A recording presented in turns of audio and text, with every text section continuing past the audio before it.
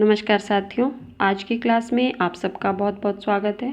साथियों, आज हम कुछ महत्वपूर्ण प्रश्नों पर चर्चा करेंगे जो अत्यंत महत्वपूर्ण है। हमारा पहला प्रश्न है, कौन सा ग्रंथ भ्रमरगीत परंपरा का है? कौन सा ग्रंथ भ्रमरगीत परंपरा का है? आपके पास ऑप्शन है भंवरगीत, उद्धव शतक, भ्रमरदूत या ये सभी। तो इसका सही आंसर क्या होगा? बिल्कुल सही। जिन साथियों ने ऑप्शन नंबर डी बताया है उनका आंसर सही है। ये सभी ग्रंथ जो है वो भ्रमरगीत परंपरा के अंतर्गत आते हैं। भंवरगीत नंददास जी का ग्रंथ है। उद्धव शतक जगन्नाथ दास रत्नाकर जी का है और भ्रमरदूत सत्यनारायण कविरत्न जी का है। हमारा अगला प्रश्न, रीतिकाल में किस प्रवृत्ति की प्रमुखता शुक्ल जी ने मानी है? रीतिकाल में किस प्रवृत्ति की प्रमुखता शुक्ल जी ने मानी है? आपके पास ऑप्शन है अलंकारिकता, चमत्कार प्रदर्शन, रीति निरूपण या उपयुक्त में से कोई नहीं। साथियों, इसका सही आंसर क्या होगा? बिल्कुल सही। जिन्होंने ऑप्शन नंबर सी बताया है उनका आंसर सही है। रीतिकाल में जो है वो रीति निरूपण की प्रमुखता मानी है शुक्ल जी ने। हमारा अगला प्रश्न, घनानंद किससे प्रेम करते थे? घनानंद जी किससे प्रेम करते थे? आपके पास ऑप्शन है सुजान, चान, मालिनी या माधुरी। तो इसका सही आंसर क्या होगा? बिल्कुल सही। जिन्होंने ऑप्शन नंबर ए बताया है उनका आंसर सही है। घनानंद जी जो है वो सुजान से प्रेम करते थे। हमारा अगला प्रश्न, इनमें से रीतिसिद्ध कवि कौन सा है? रीतिसिद्ध कवि कौन सा है? आपके पास ऑप्शन है बिहारी, केशव, घनानंद या देव। तो साथियों, इसका सही आंसर क्या होगा? बिल्कुल सही। जिन्होंने ऑप्शन नंबर ए बताया है उनका आंसर सही है।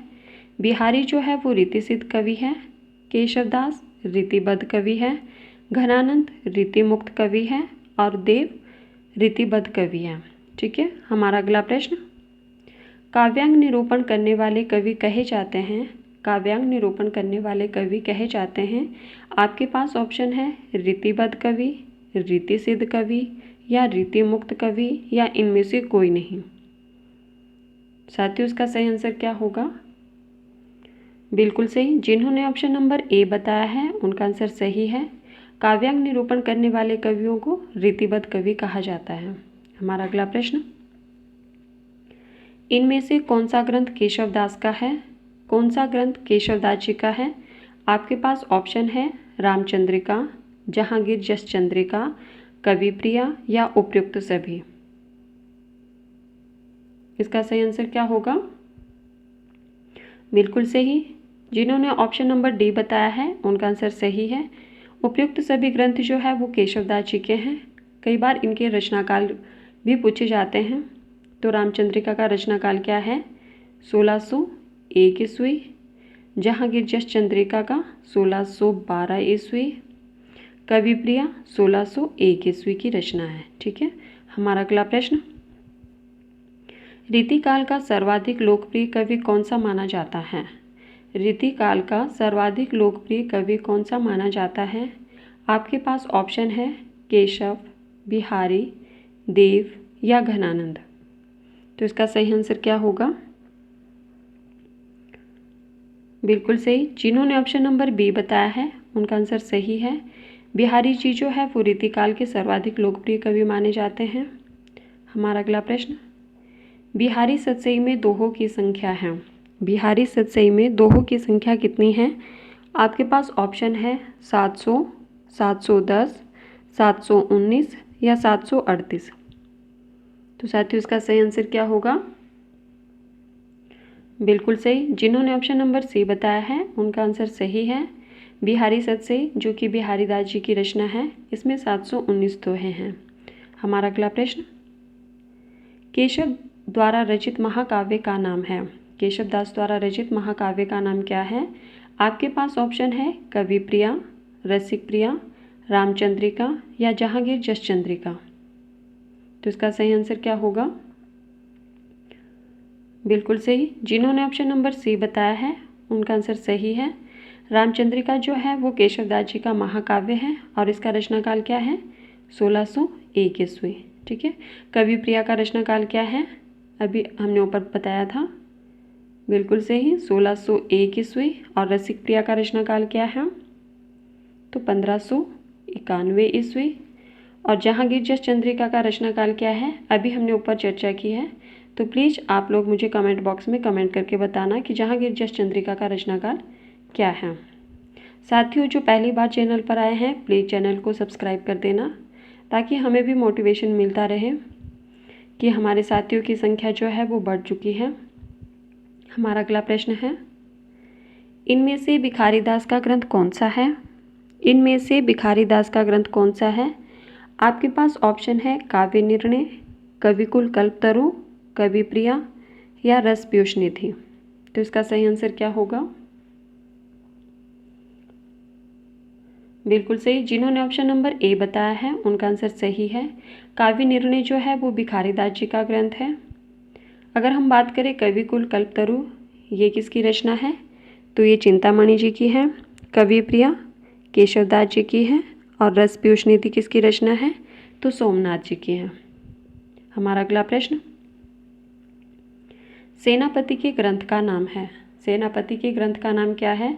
आपके पास ऑप्शन है पद्माभरण, कवित रत्नाकर, रसिकानंद या श्रृंगार विलास।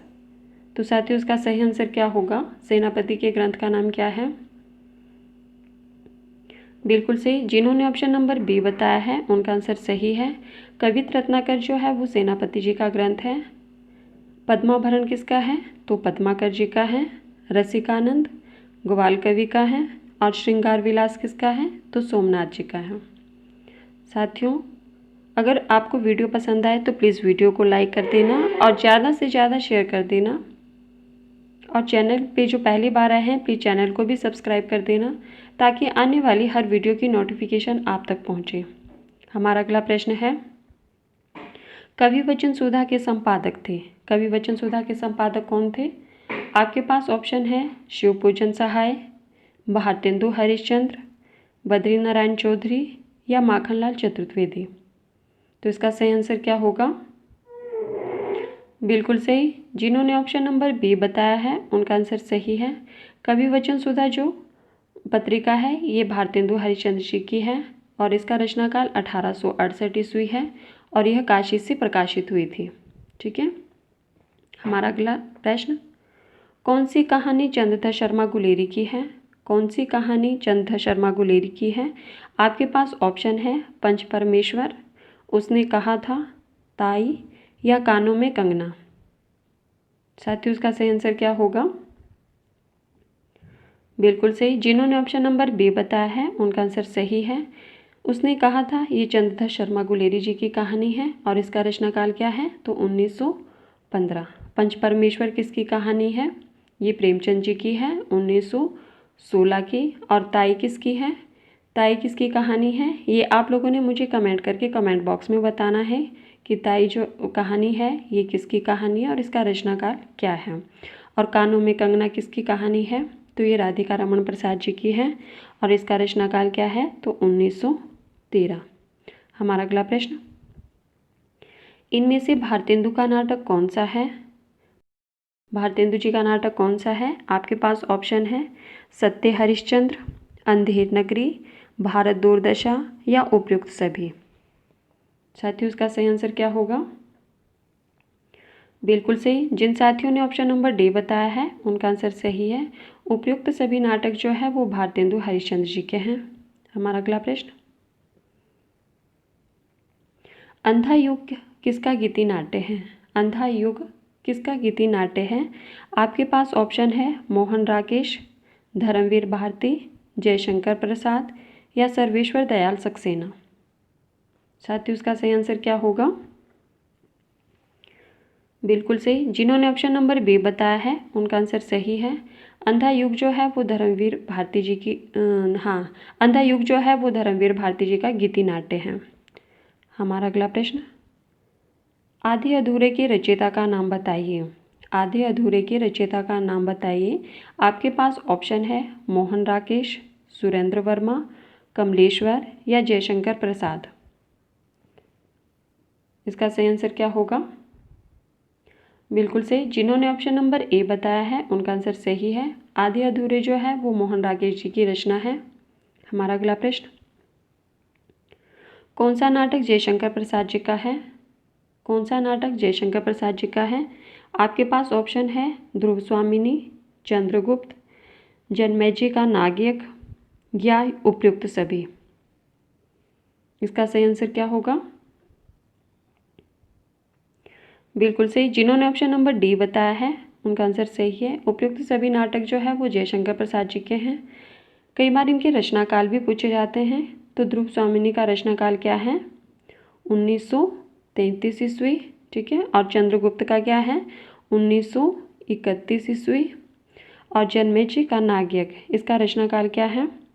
1926 ईस्वी। 1926 ईस्वी, ठीक है। हमारा अगला प्रश्न, प्रेमचंद के किस उपन्यास को कृषक जीवन का महाकाव्य कहा गया है?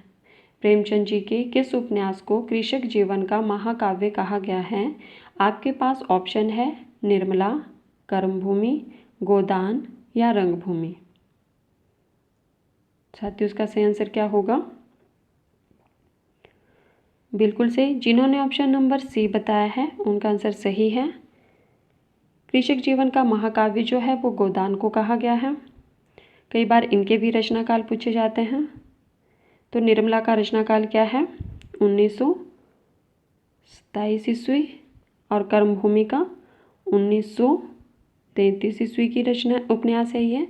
और गोदान 1936 इसका रचनाकाल है। और रंगभूमि का क्या है? ये आप लोगों ने मुझे कमेंट करके कमेंट बॉक्स में बताना है कि रंगभूमि का रचनाकाल क्या है, ठीक है। हमारा अगला प्रश्न,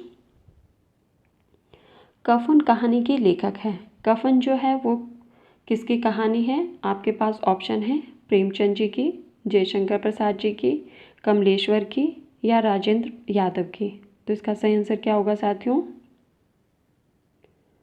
बिल्कुल सही। जिन्होंने ऑप्शन नंबर ए बताया है उनका आंसर सही है। कफन जो है वो प्रेमचंद जी की कहानी है। और इसका रचनाकाल क्या है? तो 1936 ईस्वी, ठीक है। हमारा अगला प्रश्न, हिंदी का पहला समाचार पत्र माना जाता है। हिंदी का पहला समाचार पत्र कौन सा माना जाता है? आपके पास ऑप्शन है भारत मित्र, उदंत मार्तंड, बनारस अखबार या हिंदी प्रदीप। तो साथियों, इसका सही आंसर क्या होगा? हिंदी का पहला समाचार पत्र कौन सा है? बिल्कुल सही। जिन्होंने ऑप्शन नंबर बी बताया है उनका आंसर सही है। उदंत मार्तंड को हिंदी का पहला समाचार पत्र माना जाता है। और यह जो है वो जुगल किशोर द्वारा रचित है। और इसका रचनाकाल 1826 ईस्वी है। और यह कलकत्ता से प्रकाशित हुआ था, ठीक है। तो साथियों, ये थे आज के हमारे कुछ महत्वपूर्ण प्रश्न जिन पर हमने चर्चा की। प्लीज़ वीडियो को लाइक कर देना और चैनल को सब्सक्राइब भी कर देना ताकि आने वाली हर वीडियो की नोटिफिकेशन आप तक पहुँचे। धन्यवाद।